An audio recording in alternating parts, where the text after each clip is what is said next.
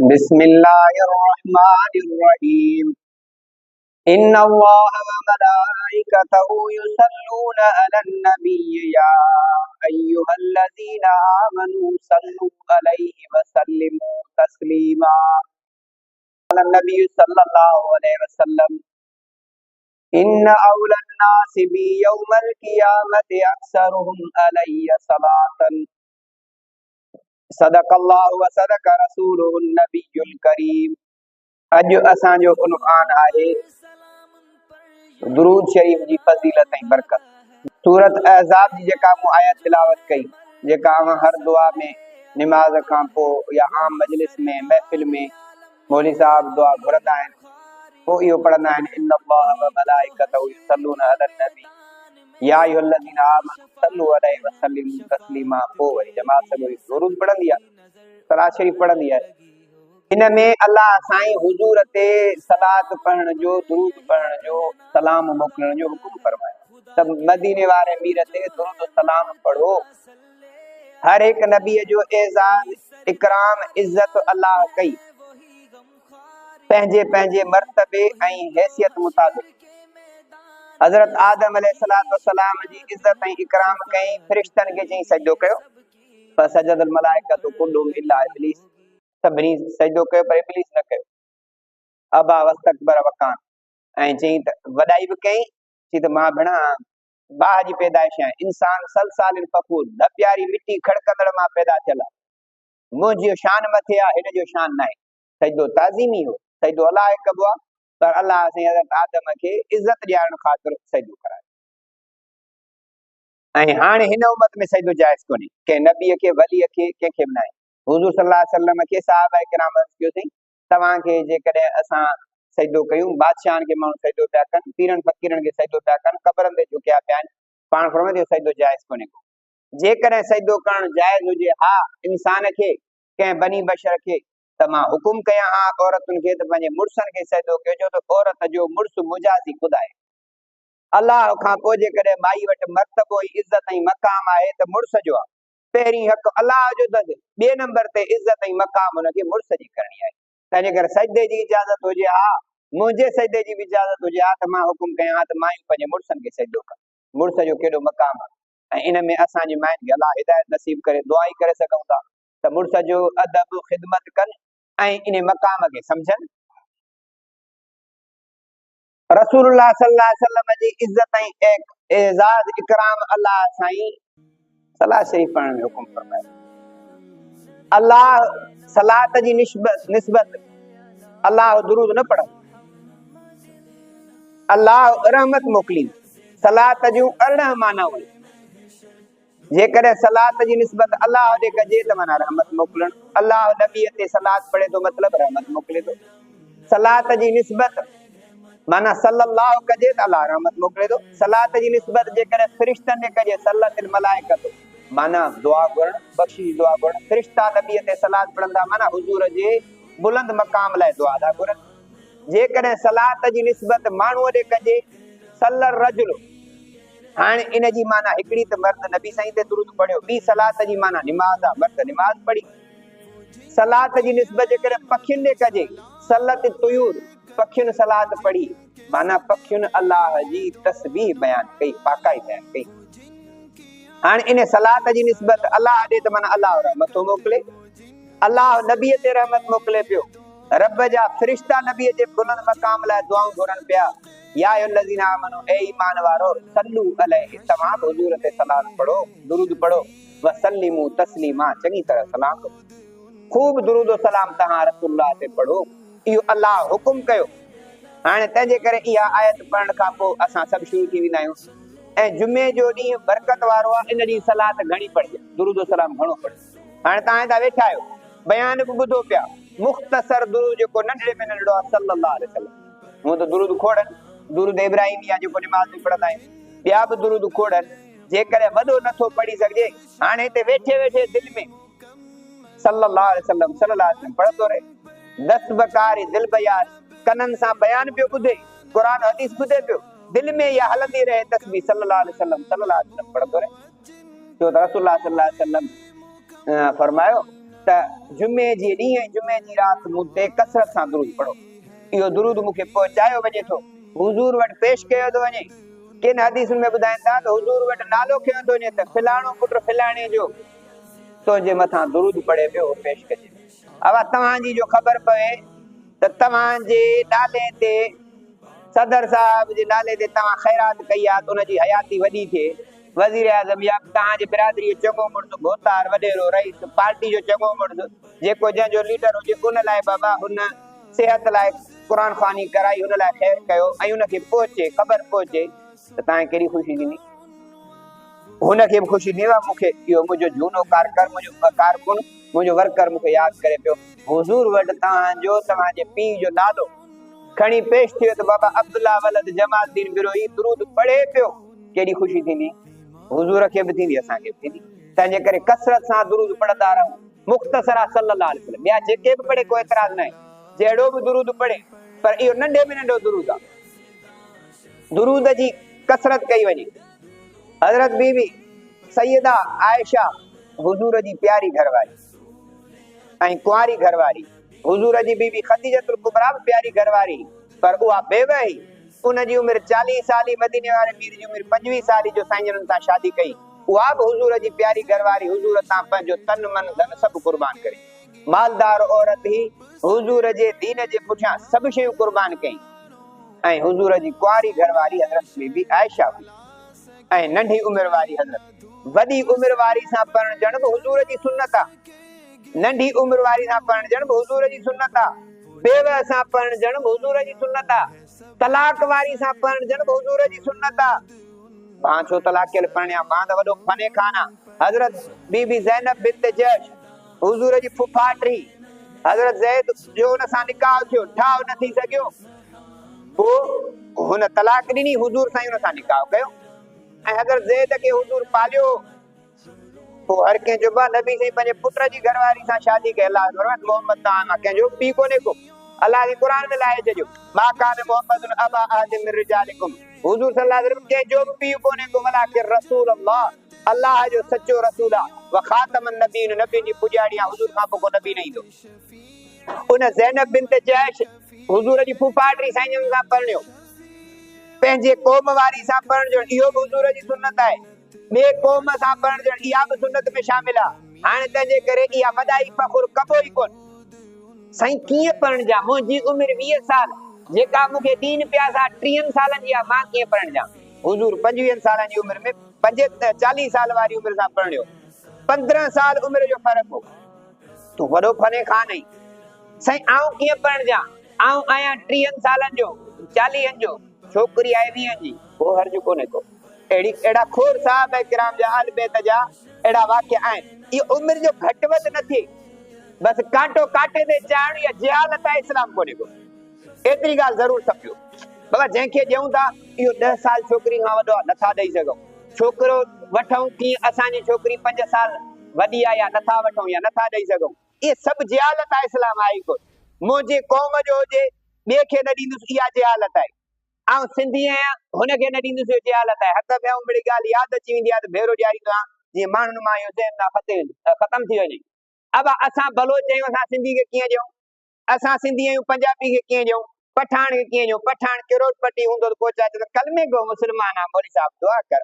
हाणे करोड़पति पठान बि क़बूल, करोड़पति अफ़गानी बि क़बूल, करोड़पति कश्मीरी बि क़बूल, बे गरीब शरीफ पठान लभे थो त हिनखे न ॾींदुसि, छो त गद्दार आहे धरतीअ जो। ऐं सिंधी समाट आहियां, बरोच खे न ॾींदुसि। पैसे वारे महिल तव्हां न बरोच ॾिसो, न को अफ़गानी ॾिसो, न गद्दार ॾिसो, न मुहाजिर ॾिसो, न पंजाबी ॾिसो। कलमे गो मुस्लमान आहे, मौलवी जी क्या करे आप, निकाह पढ़े बस। पोइ हाणे हिते मुहाजिर बि ॾेई वञे, पंजाबी बि ॾेई वञे, सिंधी बि ॾेई वञे, पैसे जे पुठियां न लॻो, अख़लाक वारो आहे, शरीफ़ात ॾेई छॾियो बस।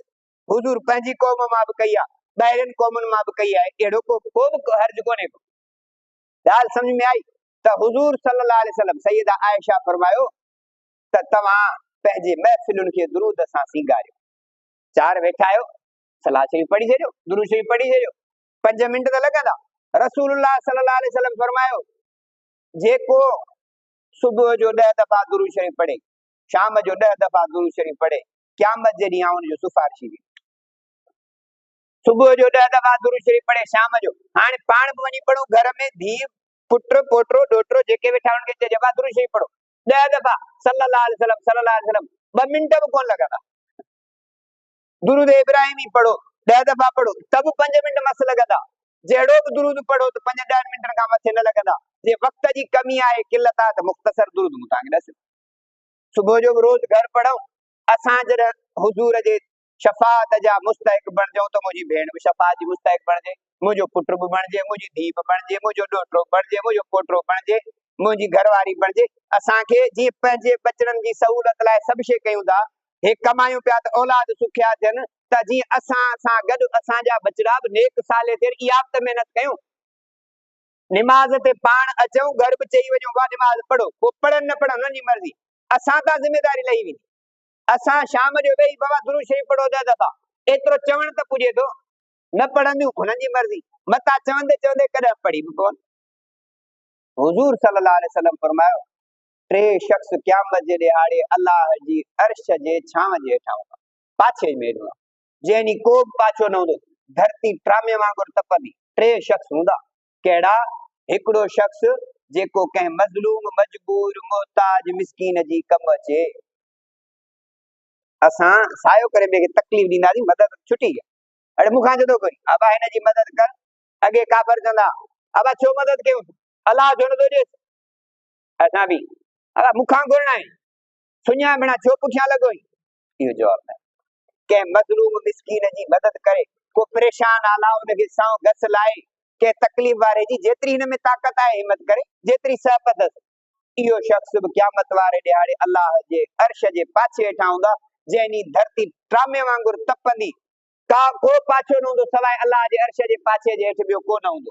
हिकिड़ो इहो शख़्स कंहिं मज़लूम मिस्कीन जी, कंहिं मुस्लमान भाउ जी मदद करे, परेशानी आहे मसइले में मदद करे, के कम में फासी पियो उनखे सां घस लाए, पोइ जेतिरी हुन में हैसियत आहे। ॿियो शख़्स जेको मुंहिंजी सुन्नत खे ज़िंदा करे। हुजूर फरमायो मन ज़िंदा करे मतलब छा आहे? सुन्नत उन दुनिया मां अमल ख़त्म थी वियो हुजे, हाणे ही उन ते अमल करे माना उन सुन्नत खे ज़िंदा करे। सुन्नत खे ज़िंदा करण जो मतलब इहो आहे। ॿी हदीस आहे मन आया सुन्नती इंद फसाद उम्मती फलहु अज्र मियत शहीद, जेको मुंहिंजी सुन्नत खे ज़िंदा करे जॾहिं माण्हुनि उन सुन्नत खे छॾे ॾिनो हुजे, उन लाइ 100 शहीदनि जो सवाब। अब ही सुन्नत आहे घटि, 100 मां वञी को 5 लभंदा। ही सुन्नत कंहिंजी आहे? हुजूर जी आहे, या असां पंहिंजे शौक़ ख़ातिर रखी वेठा आहियूं। हुजूर जी सुन्नत आहे। जेको हिन फितने जे दौर में सुन्नत खे छॾे ॾिए, उहो बि अल्लाह जे अर्श जे पाछे जे हेठां वेहंदो। अब सौदो सस्तो आहे, महांगो त आहे। खणी दोस्त चवंदा छा थी वियो, मुलो थी वियो, वॾी ॾाढी खणी रखी अथई, वॾी पिया चवंदड़ खे छा आहे। असां वटि हिकिड़े फौजी वीचारे ॾाढी रखी, मुंहिंजो ॾे हवाल, जे घरवारी कुझु वक़्तु कावड़ी वरी छॾे ॾिनई, थोरी खणी नाराज़गी कंदी वरी ठही वेंदी। हिकिड़ो सुठो भलो ऑफिसर हो, ॾाढो निमाज़ जो पाबंद हो, मूं चयोमांसि चाचा ज़िक्र अज़कार बि करींदो, तहजुद बि सभिनी खां अॻे थो पहुची, तो जहिड़ो नेक त को मौलवी बि नज़र नथो अचे। ही रुगो मदीने वारे मीर जी सुन्नत खणी चढ़चे, यार छा कयां? मां जो नंढो हुनखे चयुमि, मूंखे चई छा कयां? मां छॾे ई नथी, ॾाढी दिलि चए थी पर माई मूंखे छॾे ई नथी। भला छॾींदी न कावड़ बि 5 ॾींहं 8 ॾींहं महीनो नेठ राज़ी थी वेंदी, अहिड़ी ॻाल्हि कान्हे का, उहा बि परची वेंदी, पर असां थोरी हिम्मत कयूं। जेको हुजूर फरमाए मुंहिंजी सुन्नत खे ज़िंदा करे, अहिड़ी का सुन्नत जंहिं ते अमल ख़त्म थी चुको हुजे। अब खारकू शादीअ में छटण इहा बि सुन्नत आहे। वो मौलाना जो शादीअ में खारकू छटियूं अची जो ईअं ॿिया दाव लॻा, अबाए बोली साहब बदरमान ख़ुदा जे ज़िक्र जी तौहीन रिज़्क़ जी तौहीन पियो करे खादियन। पोइ त सही मुफ्तिन फतवान जा अंबार कढिया, जे मदीने वारे मीर हिते खारकू छटियूं, हिन जाइ ते शादीअ मौके ते छॾियूं। सुठो जो मौलाना ये खारकू छटियूं तव्हांखे ख़बर पई त हुजूर जी इहा बि सुन्नत आहे, पंहिंजे तरफ़ां कोन्हे का, हुजूर जी सुन्नत ही।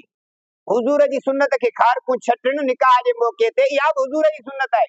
वॾा मुफ्ती दिया जी ज़िक्र रिज़्क़ जी तौहीन पिया कनि, जंहिंखे जो आलिम न वणंदो को उन्हनि वीचारनि खे जेका दिमाग़ में आई वठो वेठा करे ॾींदा। टी ॻाल्हि, जेको हुजूर ते कसरत सां दुरूद पढ़े, उहो बि अल्लाह जे अर्श जे पाछे हेठां हूंदो।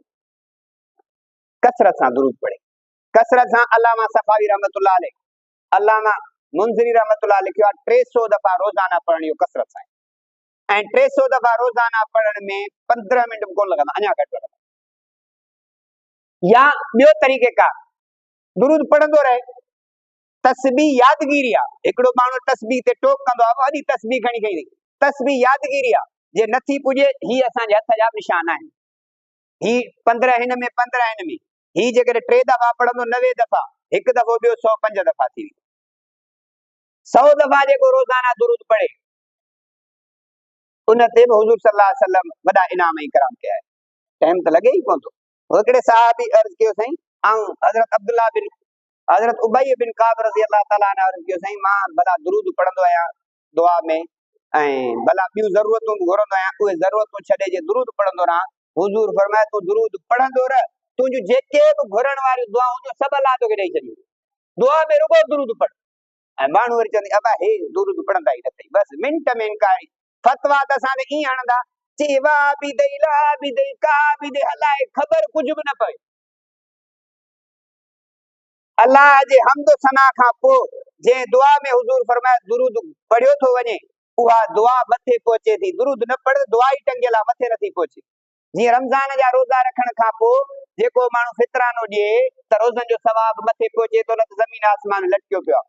दुआ में सभु घुरजनि, पर उन दुआ में दुरूद न घुरबो, दुरूद न पढ़बो त उहा दुआ मथे वेंदी ई कान, विच ते पई हूंदी। दुरूद खां सवा का निजात ई गली आहे ई कान। दुरूद जो मुनकर काफ़िर असां आहियूं ई कोन, हरू भरू असांखे मिड़ई माण्हू चई था ॼण, वेझा अचो त ख़बर पए न, परे परे खां वठी। ओ मुफ्ती अब्दुल वाहिद कुरैशी दामत बरकात मुलालिया फरमायो, जेकॾहिं नौजवान खे मौलाना वटि वठी डेरा इस्माइल खान में ज़ोर नमाज असर मगरिब इशा फजर ताईं नमाज मौलाना फजर रहमान पाण पढ़ाई, बा तकबीर पे चई, बेहतरीन किरात पे कई, चेपो मुखे चेपे मौलाना नमाज भी पढ़ते हैं क्या? अरे हेडो सारो आलिमा विहारियोस बुखारी ते हदीस जी तशरीह पर जड़ी केर न करे सकदो। पीर सैयद मजहर शाह कश्मीर जो वडो आलिमा, उन चयो मां मौलाना के चयो जेकर ता वेई कुरान पढ़ायो त ता जड़ो को मुफस्सिर न हुंदो, हदीस पढ़ायो त ता जड़ो कोन हुंदो, ता मुफ्ती तकी खां मथे टक्कर जायो, हेडी दुनिया में वेही करे हिन मसले खां परे एडे वडे मकाम ते पहुतायो, सजी सभनी के मोह प्याजो, एडी असा में वसा पई काने का। हाणे हिकड़े मौली साहब बेचारे हामिद सईद काज़मी मुल्तान वारे मिनिस्टर पर रहियो आहे मज़हबी जो, जे असां सभु गादी नशीन पीर गॾियायूं, हाणे सोचूं था त असांजे अख़बार जी के कुंडड़ी में जगह मिलंदी अलाए न मिलंदी। मौलाना फजल रहमान जे नाले अदब एतिरो बेअदब इन पीर साहब है, मौलाना चवे आखणी छा थिए था, जे फजल रहमान जे करे कंहिं बि जगह ते पहुते पूरी दुनिया में हर को जो उन वटि वज़न महसूस थिए थो, बाबा अल्लाह हुन जी इज़त कई आहे, तूं छा लाइ थो सड़ी। पोइ ॿिए हिकिड़े जवाब ॾिसबो आलिम त चयो जेकॾहिं तहरीक लबैक ते बरेलविन ते तकलीफ़ पहुती त सभिनी खां पहिरीं मौलाना आवाज़ उठायो त लाहौर में इन ते एतराज़ जेको आहे सो पथराव करण, इन्हनि खे शहीद करण सही न आहे। अॻ में रमज़ान में इन्हनि ते मस्जिद में शहीद ज़ख्मी कया विया, मौलाना उन महिल बि तरावीह खां पोइ ऐलान कयो जेकॾहिं इस्लामाबाद पहुता त मां इन्हनि सां गॾु हूंदुमि। पूरे मुल्क में मौलाना इहो बि ऐलान कयो त आउं कंहिं हिकिड़े फिरके जो न आहियां, जंहिं बि मुस्लमान तंज़ीम सां ज़ुल्म थींदो मौलाना फजल रहमान सां गॾु हूंदो। इहा हिकिड़ी हैसियत आहे जंहिं पंहिंजी हैसियत मञाई आहे। पाण में विढ़णी शियो आहे सुन्नी आहे छाजो जहिड़ो आहे, बाबा कुझु बि कोन्हे, तूं जेको आहीं सो तुंहिंजी मर्ज़ी आहे, आउं जेको आहियां सो मुंहिंजी मर्ज़ी आहे। इन आहे त सभिनी खे नमाज पढ़णी आहे, अल्लाह जी तारीफ़ करणी आहे, हुजूर ते दुरूद पढ़णो आहे, बसि असांजो ॿियो कम सां वञे छाजो। इहो जहिड़ो असांजो न आहे, इहो अंग्रेज़नि जो यहूदियुनि जो आहे त मुस्लमान खे विढ़ायूं, असां रुगो जहिड़े में पूरा आहियूं, हे हेड़ो आहे, हे हेड़ो आहे, हिन मस्जिद में वञ, हिन में न वञ। अल्हम्दुलिल्लाह खैरपुर में जॾहिं निगरान रहियो सिफाकुल मदारिस जो, मूं इमाम बारगाह उन में उते बि नमाज़ूं पढ़ियूं इन्हनि पटकनि सां, उहे बि कोन पिया झलनि, छो झलींदा, नमाज पढ़णी आहे, बसि केरु झलींदो असांखे। बाक़ी वठ वठा नफ़रतूं, इहे नफ़रतूं ख़तम करणु घुरजनि, इन नफ़रतुनि जी जॻह न आहे। नफ़रत इहा काफ़रनि जी साज़िश आहे, असांजी कान्हे का। हुजूर सल्लल्लाहु अलैहि वसल्लम फरमायो जेको माण्हू हमदो सना खां पोइ दुआ में दुरूद पढ़े थो, अल्लाह साईं उन जूं सभु दुआऊं क़बूल करे। हज़रत उबई बिन काब खे हुजूर फरमायो तू जेकॾहिं दुआ में यको दुरूद पढ़ंदे, जेके तुंहिंजे दिलि में दुआऊं अचनि थियूं सभई अल्लाह क़बूल कंदो। असां दुआ घुरण महिल कुझु विसरी बि ॾींदियूं, अवा ही बि दुआ घुरंदुसि, ही बि घुरंदुसि, ऐं दुआ घुरण महिल ॻाल्हि ज़िंदा लही वेंदी, पर जे कसरत सां दुरूद पढ़े त अल्लाह साईं इहे सभई दुआऊं ॾींदुसि जेके हिन जी दिलि में आहिनि। हुजूर फरमायो जेको दुरूद पढ़े थो क़यामत जे ॾींहुं पुलसरात जेका अंधेरी वारी आहे उते नूर हूंदुसि, रोशनी हूंदुसि, नूर हितां खणी वञिबो। हुजूर सल्लल्लाहु अलैहि वसल्लम फरमायो इन औलन नास बि यौमल क़यामत अक्सरहुम अलैहि सलात।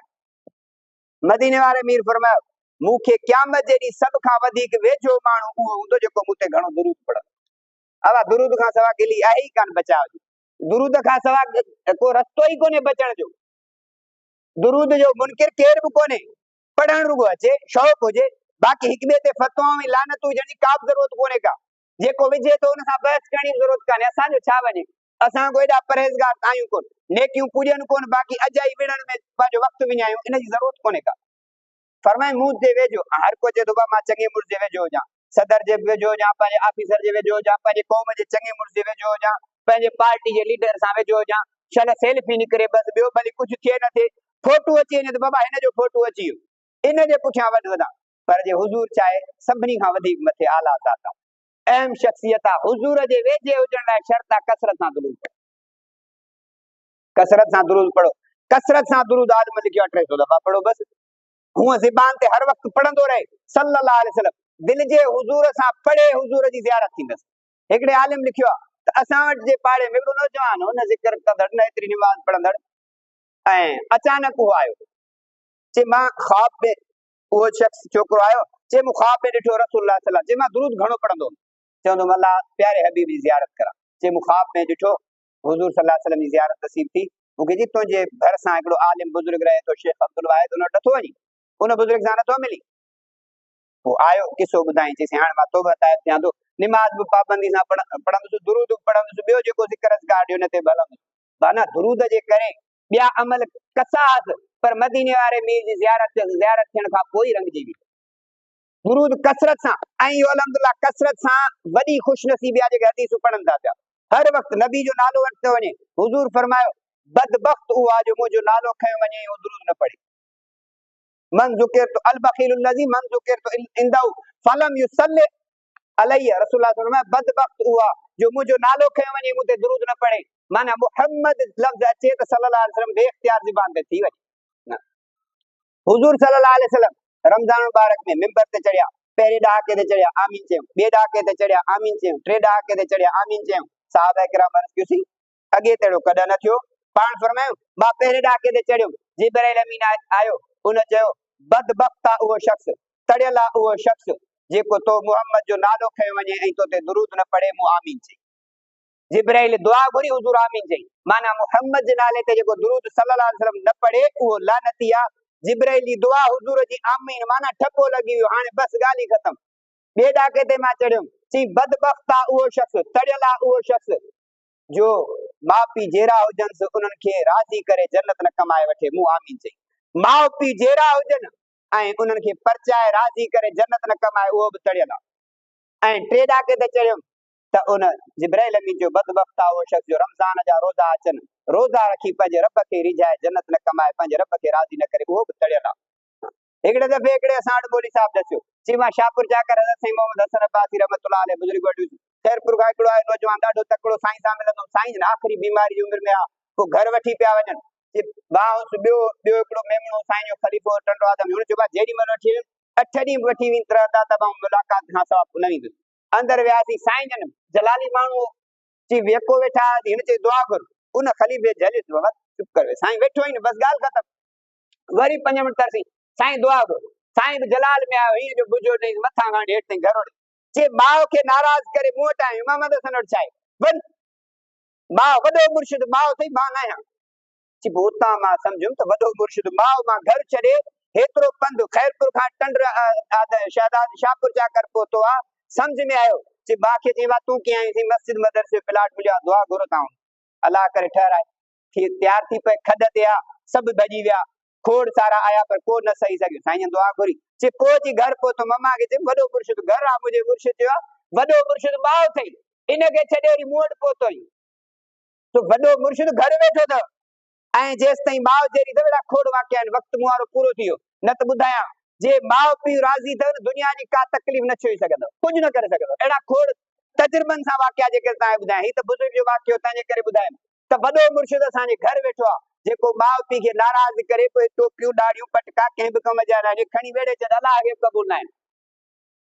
समझ में आई ॻाल्हि? माउ पीउ राज़ी अथसि, पोइ इबादतूं हल्कियूं फुल्कियूं आहिनि, कम जहिड़ा बि आहिनि, जे उहे राज़ी अथसि, जहिड़ा आहिनि त वञी परचाई, ऐं जे मरी विया त हाणे छा कजे, हाणे उन्हनि जे लाइ पियो दुआऊं कर, उन्हनि जे लाइ ख़ैर ख़ैरात कर, उन्हनि जी क़बर ते वञ, 4 कुल पियो पढ़, हमेशह हर दुआ में माउ पीउ जे लाइ दुआ घुर। हदीस में ईअं बि दुआ, जेको माण्हू जंहिं दुआ में वालिदैन लाइ दुआ घुरे, उहा बि दुआ अलाह क़बूल कंदो आहे।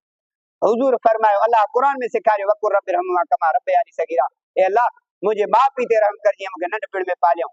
दुरूद हुज़ूर फरमायो दुरूद जेको पढ़े तो क़यामत जेडी पुलिस रात तां आसानी आ। हुजूर फरमाया दुरूद नूर आ। हुजूर फरमाया दुरूद जेको पढ़ंदो वडी बरकत मिलंदस।